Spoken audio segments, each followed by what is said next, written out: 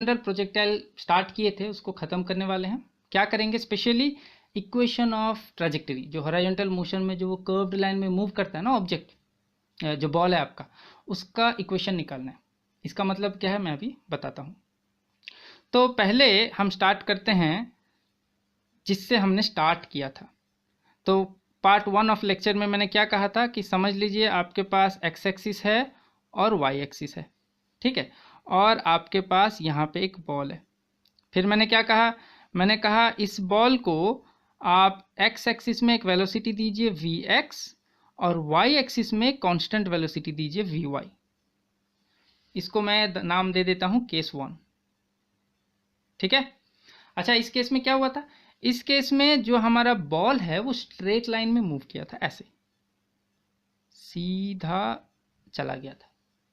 अब मैं आपको पूछूंगा what is the equation of this red line, जिस डायरेक्शन में, और इक्वेशन ऑफ दिस पाथ, जिस पाथ पे ये बॉल मूव किया। आपको दिख रहा है बॉल तो सीधा मूव किया, स्ट्रेट लाइन है। तो क्या मैं यहाँ पे स्ट्रेट लाइन का इक्वेशन लिख दूं? हाँ, लिख सकता हूँ। स्ट्रेट लाइन का इक्वेशन यहाँ पे क्या होगा, y is equals to x. ये तब होगा जब वी एक्स और वी वाई दोनों कांस्टेंट है और दोनों सेम है, ठीक है। इसके बारे में हम बाद में डिस्कस करेंगे, कुछ न्यूमेरिकल्स करेंगे तब। तो y is equal to x एक वैलिड स्ट्रेट लाइन इक्वेशन है। अच्छा, मैं पहुंचा कैसे, y is equal to x ही होगा, इसका एक तरीका है, देखते हैं चलो। तो पहले मुझे ये बताइए कि कोई भी टाइम t लेते हैं, जैसे कि समझ लीजिए कि बॉल t टाइम में यहाँ पहुंचा, समझ लीजिए आपका t टाइम है, ठीक है। अच्छा, नीचे से यहाँ जो डिस्टेंस उसने कवर किया उसको मैं x नाम दे देता हूँ। तो क्या मैं कह सकता हूँ कि x is equals to v x into t? हाँ, मैं कह सकता हूँ क्योंकि कांस्टेंट वेलोसिटी है। अच्छा, t टाइम में ऊपर जो उसने y डिस्टेंस कवर किया वो किसके वजह से कवर किया, वी वाई के वजह से। तो मैं क्या कह सकता हूँ, y is equals to v y into t. अब यहाँ पे मैंने क्या कहा था, अब यहाँ पे मैंने कहा था स्पेशल केस है v x is equals to v y is equals to t, is equals to v, दोनों का वेलोसिटी सेम है, तभी वो एग्जैक्टली 45 डिग्री में स्ट्रेट लाइन ड्रॉ करने वाला है, उसका जो पाथ है।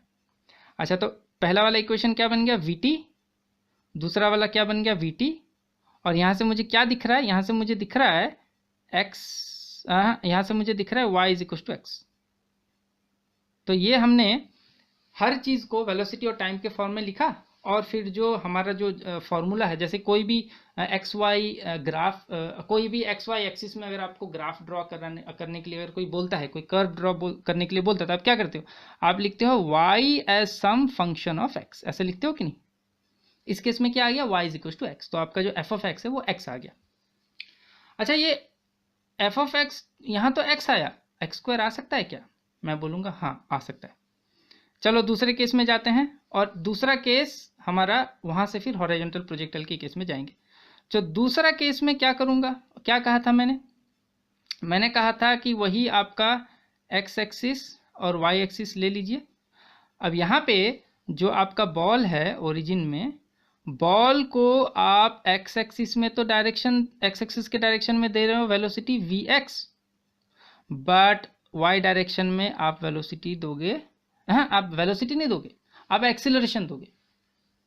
क्या कहा मैंने, एक्स एक्सिस में कांस्टेंट वेलोसिटी दिया, वाई एक्सिस में एक्सीलरेशन दिया, और मैंने आपको एनिमेशन करके शो किया था लास्ट लेक्चर में कि यहाँ पे जो बॉल है वो स्ट्रेट लाइन में नहीं मूव करेगा, कर्व लाइन में मूव करेगा। ड्रॉ कर देता हूँ, ये आपका रेड कलर का कर्व है, कुछ इस प्रकार का दिख रहा है। अब मैं आपको पूछूं, ये जो कर्व है, अच्छा यहाँ पे कर्व देख के लग नहीं रहा है कि y somehow something into x square होना चाहिए, y is equal to x square जैसा ही दिख रहा है, कर्व्ड है ना। चलिए, ये तो मेरा गेस है, बट एग्जैक्टली निकाल सकते हैं क्या, मैं बोलूँगा हाँ निकाल सकते हैं। चलो पहले इसका निकालते हैं, हॉरिजॉन्टल प्रोजेक्टाइल, इसके बाद जाएंगे। तो मैं एक आर्बिट्ररी टाइम चूज करता हूँ, समझ लीजिए कि t टाइम पे बॉल यहाँ पे आया, ठीक है, ऐसे कर्व लाइन में मूव कर रहा है और t टाइम में एक पर्टिकुलर पोजीशन में आया। अच्छा, तो टी टाइम में वो जहाँ आया वहाँ पे मैं उसका एक्स एक्सिस में उसने कितना आगे चला गया वो देखूंगा, और वाई एक्सिस में वो कितना ऊपर चला गया वो देखूंगा, ठीक है। अगर वो मुझे मिल गया टाइम के फॉर्मेट में, फिर मैं एक्स और वाई के बीच में रिलेशन निकालूंगा और मैं कह दूंगा यही आपका इक्वेशन ऑफ ट्रैजेक्टरी है, या इक्वेशन ऑफ वो पाथ है जिस पाथ में बॉल मूव कर रहा है। अच्छा, यहाँ पे तो मुझे सिंपली दिख रहा है कि एक्स एक्सिस में जो उसका वेलोसिटी है वो कांस्टेंट है, वी एक्स है। अच्छा, मैं छोटा सा काम करता हूँ ना, वी एक्स को यू दे देता हूँ। क्यों दिया आपको पता है, हॉरिजॉन्टल प्रोजेक्टाइल में एक डायरेक्शन में वेलोसिटी u होता है और दूसरे डायरेक्शन में एक्सेलरेशन g होता है, आपके बुक के अनुसार जो भी था, तो इसलिए मैंने u ले लिया। अच्छा, u कांस्टेंट है और x एक्सिस में जो भी डिस्टेंस कवर कर रहा है किसी भी टाइम पे वो u के वजह से कर रहा है, तो मैं क्या लिखूंगा, x is equals to u t. अच्छा, याद रखिए मैं अभी केस 2 के बारे में बात कर रहा हूँ, केस 1 हो गया भाई, ठीक है। x is equals to u t. अच्छा, y कितना कवर किया ऊपर t टाइम में, y के डायरेक्शन में एक्सेलरेशन है और आपको पता है कि कोई ऑब्जेक्ट अगर एक्सेलरेशन में मूव कर रहा है तो डिस्टेंस कैसे निकालना होता है, हाफ जी टी स्क्वायर। तो यहाँ पे मार दो आप हाफ जी टी स्क्वायर, ठीक है।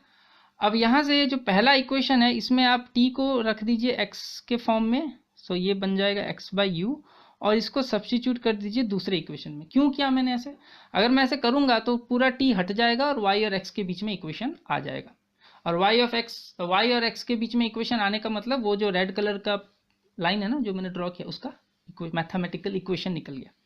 तो ये आपका बन जाएगा, क्या बन जाएगा, y इज इक्वल्स टू, ये आपका अगर आप सब्स्टिट्यूट कर दोगे तो ये मुझे जो लग रहा है ये आने वाला है g divided by 2u square यहाँ पे रहेगा और x स्क्वायर यहाँ आ गया। तो g कांस्टेंट है, u भी कांस्टेंट है, 2 भी एक कांस्टेंट है, तो ये समहाउ दिख रहा है k एक्स स्क्वायर। तो यहाँ पे ये जो फॉर्मूला है y is equals to some function of x, ये तो अचीव हो गया। और इस केस में मेरा f ऑफ x क्या है, इस केस में मेरा f ऑफ x है k एक्स स्क्वायर। अच्छा, ये जो y is equals to k x square निकला, ये वाला पार्ट, ये क्या है, ये जो आपका वो ही रेड कलर का लाइन है ना केस 2 में, केस 2 में क्या हुआ, एक डायरेक्शन में कांस्टेंट वेलोसिटी है, दूसरे डायरेक्शन में एक्सेलरेशन है, तो वो आपका इक्वेशन निकल गया केस 2 का। अच्छा, केस 2 का इक्वेशन और जो केस 3 है, केस 3 क्या है, केस 3 में मैंने आपको बोला था, केस 3 में क्या करना है, जो आपका डायग्राम है उसको उल्टा कर दीजिए, तो ये x है और ये y है। बॉल जो यहाँ पे था अब ये ऊपर आ गया, और जो रेड कलर का कर्व जो ऐसे नीचे से ऊपर जा रहा था अब ऊपर से नीचे आ जाएगा। ये आपका हॉरिजॉन्टल प्रोजेक्टाइल हो गया। अब हॉरिजॉन्टल प्रोजेक्टाइल में मैंने आपको पूछा था इक्वेशन ऑफ ट्रैजेक्टरी क्या होगा, बट मुझे पता है केस 2 और जो ये केस 3 निकला ना यहाँ पे वो तो सेम है, और मैंने एक्सप्लेन भी किया था कि केस 2 को उल्टा करोगे तो केस 3 आएगा, और केस 3 आपका हॉरिजॉन्टल प्रोजेक्टाइल है। तो केस 2 में मैंने जो इक्वेशन ऑफ ट्रैजेक्टरी निकाला ये बन गया आपका केस 3 का इक्वेशन ऑफ ट्रैजेक्टरी। अब आपको थोड़ा सा ना इंट्यूटिवली क्लियर हो गया होगा ये इक्वेशन ऑफ ट्रैजेक्टरी होता क्या, कुछ भी नहीं है। एक्स वाई एक्सिस में वो जो एक लाइन ड्रॉ करते हो ना, जैसे ग्राफ पेपर में लाइन ड्रॉ कर देते थे और फिर उसका फंक्शन निकालते थे, वही फंडा है बस, और कुछ भी नहीं है, मैथमेटिक्स है। हॉरिजॉन्टल प्रोजेक्टाइल में क्या होता है, वो थोड़ा उल्टा दिखता है ना ऊपर से नीचे, तो आपको लगता है यार इक्वेशन ऑफ ट्रैजेक्टरी क्या है, ऐसा कुछ बहुत हाईफाई कोई चीज़ है नहीं, वैसे कुछ भी नहीं है, बस वो इक्वेशन ऑफ ट्रैजेक्टरी मतलब इक्वेशन ऑफ पाथ, जिस पाथ पे बॉल जाएगा। पाथ एक लाइन ही है, स्ट्रेट लाइन है तो स्ट्रेट लाइन का इक्वेशन लिखना है, कर्व लाइन है तो कर्व लाइन का इक्वेशन लिख दो, जो कि मैंने यहाँ पे लिखा y इज इक्वल टू के एक्स स्क्वायर, आ गया ना। यह आपका हॉरिजॉन्टल प्रोजेक्टाइल खत्म, ठीक है। एक दो पॉइंट है बट वो न्यूमेरिकल में डिस्कस करेंगे, जैसे कि मैं पूछूंगा कोई भी पॉइंट में उसका फाइनल रिजल्टेंट वेलोसिटी क्या होगा, ठीक है, ये हम न्यूमेरिकल एक दो में करेंगे। अच्छा, इस वीडियो को ख़त्म होने से पहले मैं मस्त चीज़ बोलूँगा ऑब्लिक प्रोजेक्टाइल के बारे में, ठीक है। चलो, अब ऑब्लिक प्रोजेक्टाइल का जो केस है पता है वो कैसे निकालूंगा। अब केस 1 को याद करो, अब केस 1 को लेके मैं ऑब्लिक प्रोजेक्टाइल के बारे में बात करने वाला हूँ। कहाँ से जा रहा हूँ मैं, अब मैं भाई जाऊँगा केस 1 से। केस 1 में जो था वैसे मैं रखना चाहता हूँ, ये मेरा x है, ये मेरा y है।